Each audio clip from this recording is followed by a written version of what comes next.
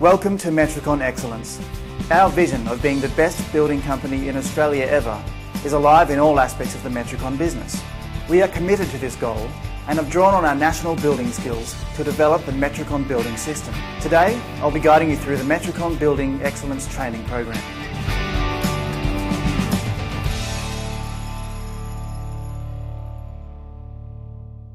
Safety is a serious matter, and maintaining a clean and safe site at all times is critical. Each and every member of the Metricon team has a responsibility to ensure the safety of themselves, their teammates, our trades and suppliers, our customers and members of the general public. Failure to provide a clean and safe site will lead to serious injury or even death. Let's take a look at some of the common hazards we face on our sites today.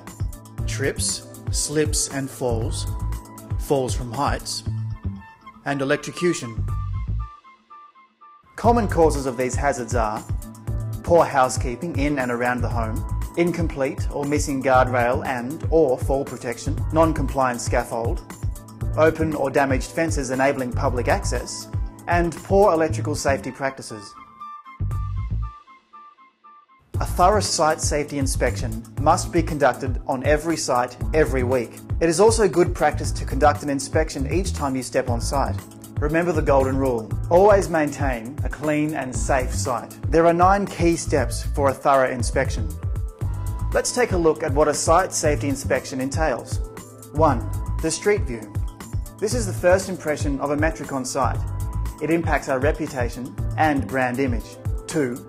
Site coordination plans, a non-negotiable legal requirement. 3. Toilet amenities. 4. Fences, vitally important for the safety of the general public. 5. Meter box. 6. Clear access and clean site, making our sites trade ready. 7. Fall protection, avoiding the largest cause of injury on construction sites. 8. Scaffolding, a constant danger. And 9. Cleanliness inside the home. We begin our inspection on the footpath. Each site represents a first and lasting impression of Metricon. The appearance of a site to the general public, customers, trades, suppliers and authorities will determine their perception of our professionalism and build quality. Familiarise yourself with the surrounding environment and potential hazards. Check for the following: clear and clean access, condition of roads, paths and driveways, the presence of overhead power or evidence of underground services. It's always important that where gutters and crossovers are, that they're kept very clean. If they're not, it could result in a fine either from the EPA or the local council. Also be aware of proximity to schools and neighbours, children playing in the street, and volume of traffic in the area.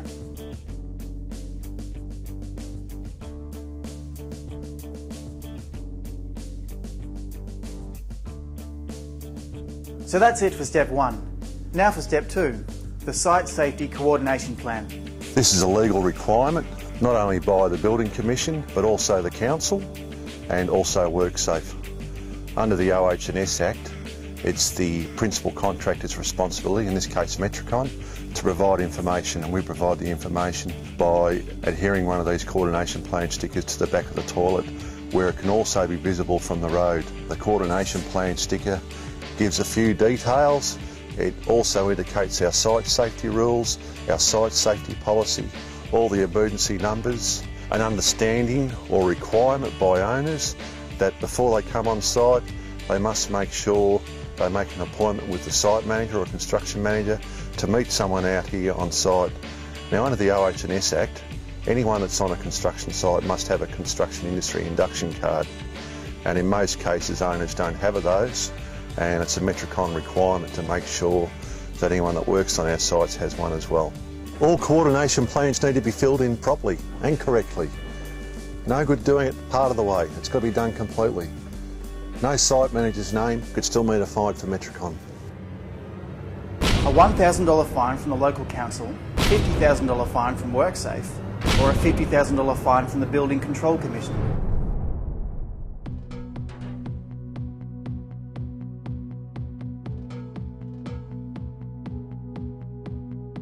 So that's it for step 2. Now for step 3, toilet amenities. One of those requirements under health is that we must provide amenities for a toilet and also amenities to make sure that trades can wash their hands. The toilet must be on level ground. It also must be clean. There must be clear access to be able to open the door and close the door. The company that services our toilets service them every month, and they normally have a sticker on the actual toilet to show when it was last serviced. Sometimes toilets do get a bit dirtier, and if they need a clean, you just don't wait on AIM to come out another month later and do it for you. You can always ring them up and give them an ETS and have the toilet cleaned as required. So step 3 is done. Now for step 4, fences. No, I'm not having a rest. Early this morning, there were 7 kids standing here waiting to get the school bus. All the more important why things such as our fencing and gates should be locked. These kids get on the bus here of a morning and probably get off here at night. Another thing that the site manager should notice when he's setting up his site. When we arrived at this site, we could see automatically that the site had been well managed. The fences were erect, and this helps instill the confidence that Metricon are looking after their brand new home and probably the biggest asset they'll ever have. Temporary fences are a local council and in some cases a WorkSafe requirement. WorkSafe requires temporary fencing on all double-storey sites, sites near schools and sites in built-up areas. The site manager should always make sure that when you're using the gates on site, that the gates are worked inwards so they don't impede on pedestrian access ways that might affect the general public.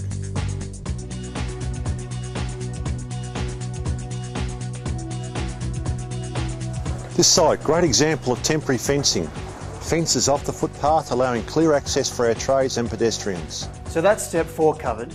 Now for step 5, the meter box. As per the electrical code, each meter box before the main power is connected properly as temporary wiring should be tested every calendar month. As you can see here, we have room here for 6 checks. With a single house, it's 4 checks, and with a double storey, such as this one, it's 6 checks. This power board complies with the electrical code. As you can see, tagged earlier this month, so therefore it doesn't need to be done again until February.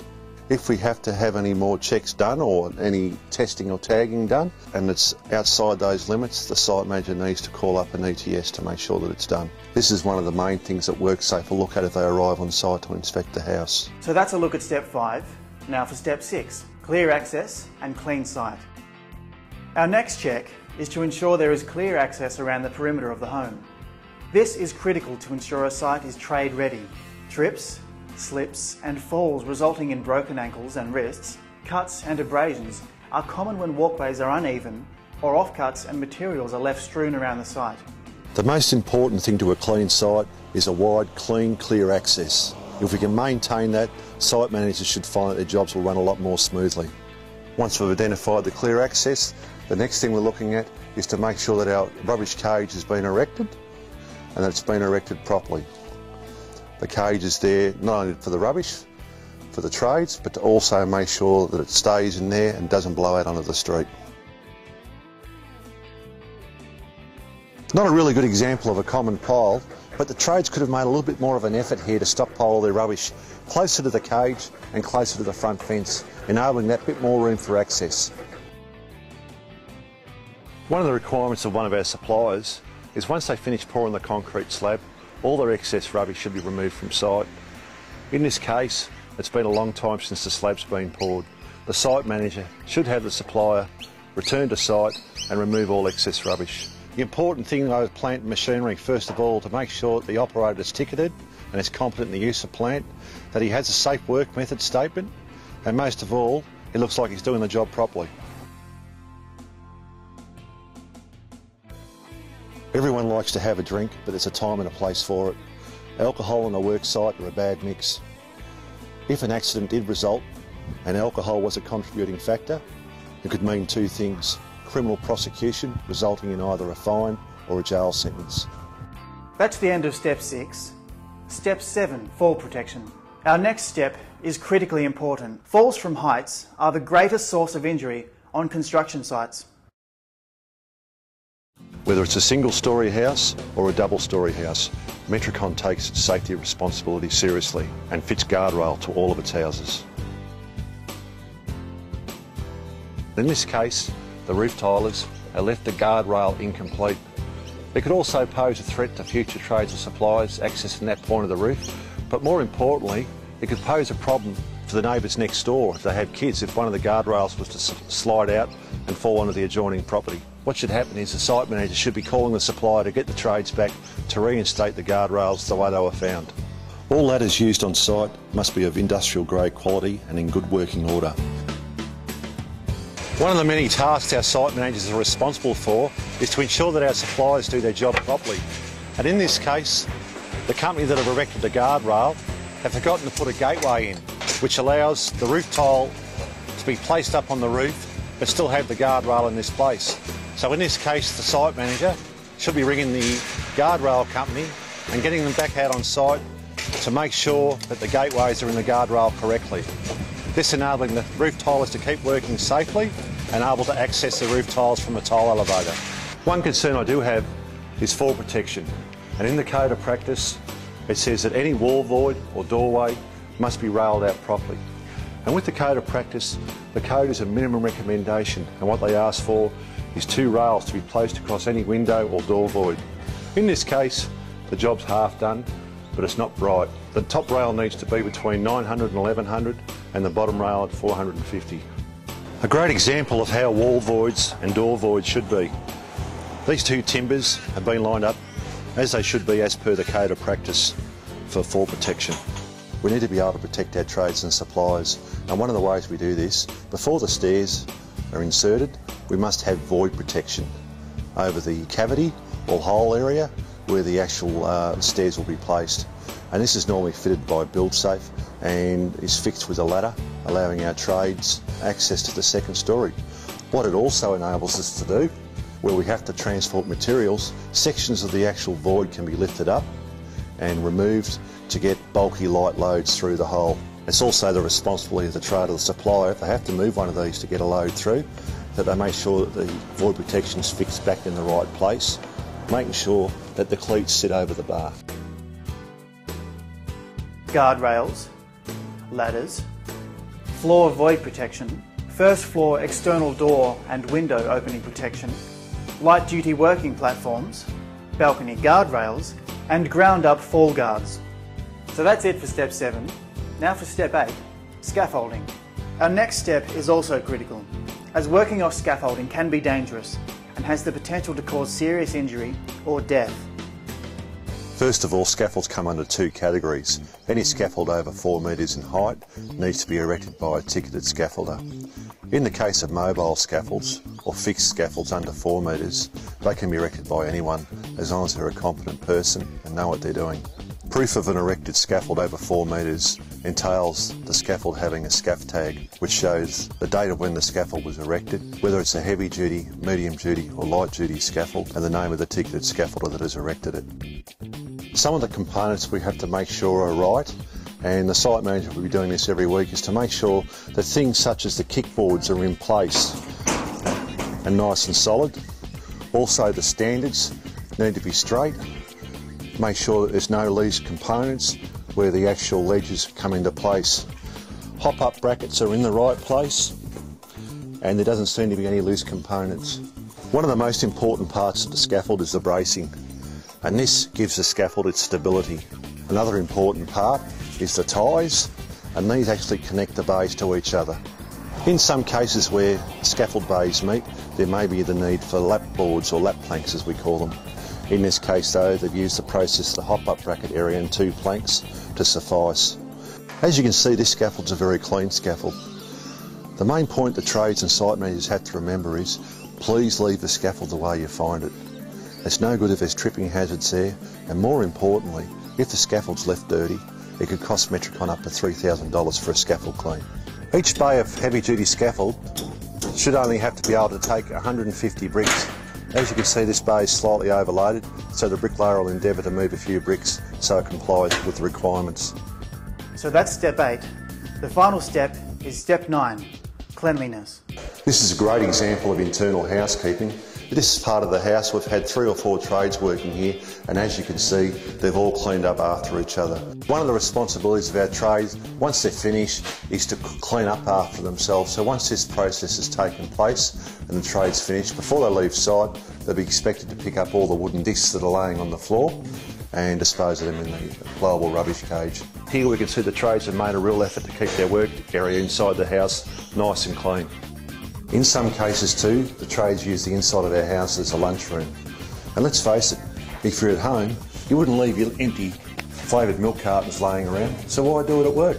That concludes the 9-step process. Here's a quick recap of the 9 steps. 1. The street view. This is the first impression of a Metricon site. It impacts our reputation and brand image. 2. Site coordination plans, a non-negotiable legal requirement. 3. Toilet amenities. 4. Fences, vitally important for the safety of the general public. 5. Meter box. 6. Clear access and clean site, making our sites trade ready. 7. Fall protection, avoiding the largest cause of injury on construction sites. 8. Scaffolding, a constant danger. And 9. Cleanliness inside the home. There we have the 9 steps to complete a site safety inspection. Remember, you also need to complete an inspection on each site every week. You should also get into the habit of completing a safety check each time you arrive on site.